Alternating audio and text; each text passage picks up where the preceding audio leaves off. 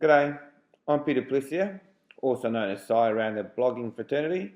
I'm the owner of whatsupblog.com and this is part 2 of the WordPress tutorials. In part 1, I showed you how to do your first post, as I think it's important you get some posts under your belt before fine-tuning the way your blog looks. In this tutorial, I'm going to show you how to add a custom header using the FlexSqueeze theme. The header is important, especially if you have a company logo or brand that you want to get out there where people can see it. If I had $1 for all the themes I had rejected because I couldn't work out how to install a header, I reckon I'd be one rich Aussie right now. But anyway, let's get to it.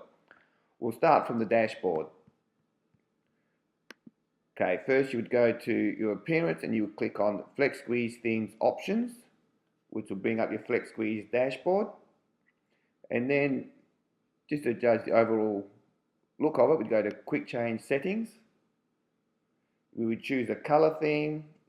For argument's sake, let's go for the color of money because we all like the color of money. So we'd click on that if you wanted to have a look, just to see quick look what it looks like. And if you think, yeah, that doesn't look too bad, you would apply that color scheme to your blog. Then you can have a quick look to see if it took alright. So you'd refresh your blog page. And say, yep, no worries. If you're happy with that, you'd move on to the next step. Otherwise, you'd pick another one. Our next step would be to choose a design for our site.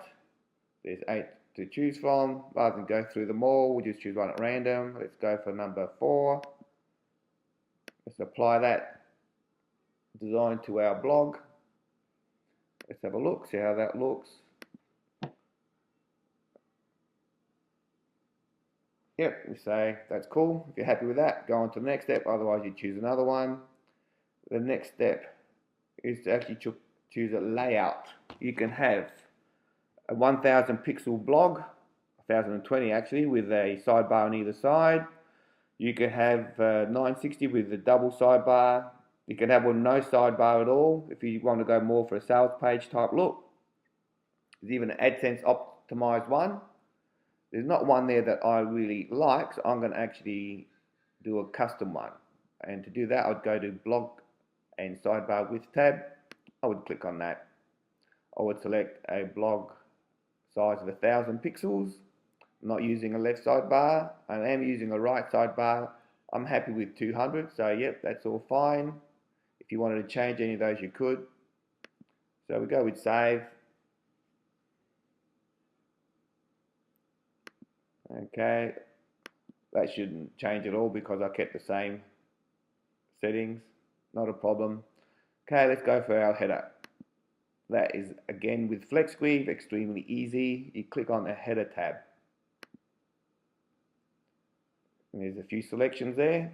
We don't want the full width header, so we would select no, because we're going to use a custom one. Okay. Obviously, you have to design your header first.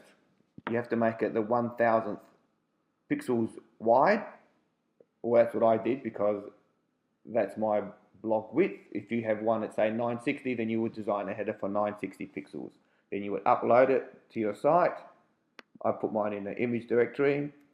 You would then, where it says header custom image, you would type in the URL to where your image is. You would select center in the header custom image alignment because you want it to appear in the center of your blog. And you would select the header height of your image. My image is 200 height, so I would select 200. Alright, then you would save your settings. Then you'd go over to your blog, refresh your page, and see how that looks. Oh, something didn't work there. The header's not there. Yes, we know why. Because I didn't read my instructions. I've got header background image set as none. Obviously, there's none there. So you would select any one of those. It won't matter because that won't appear because you've got the header custom image selection in. So your actual custom header is what will appear. We'd click Save Changes. So just remember, guys, yeah, read the instructions. It's always a good idea. Now, once I refresh the page again, it should pop up. And there's my header. And it looks really good. You notice the little gap there? If you don't want that gap there and you want actual header to sit right on top of your blog, you would go to background, border and corners tab, click on that. Just scroll down a bit. There we go, where it says head and bottom margin. I've got a 10 there, make that a 0, and that should get rid of it. Let's have a quick look.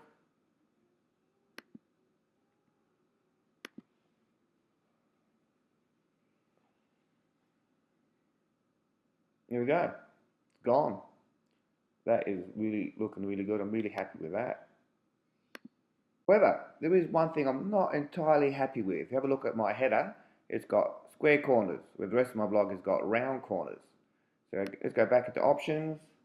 We're into background, borders and corners. We'll scroll down a bit until we see, where is she? There we go, rounded corners. There's rounded corners, right? Header corners at the moment is set to none.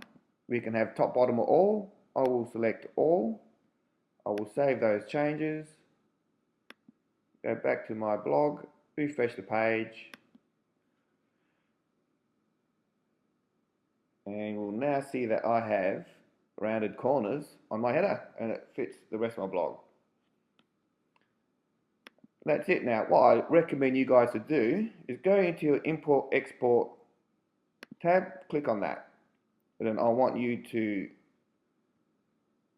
export your theme settings. Just click on export. That will download a CSV file to your computer. Once you've done that, I want you to go in and play with some of these other settings. Go to your background borders. You know, you might want to change your background color, have an actual image in your background, like for example, instead of having holes, we'll have money. And if we save that and refresh, these are the holes that we've got at the moment. And now you notice we've got money. So just have some fun. Don't worry about stuffing anything up, because once you've finished, you can always go back to import, export, reset. Choose the file that you just saved to your computer. The last one that I saved was number 5 by memory. There it is, FlexSqueeze 5. You can actually rename these later so you know what each one represents.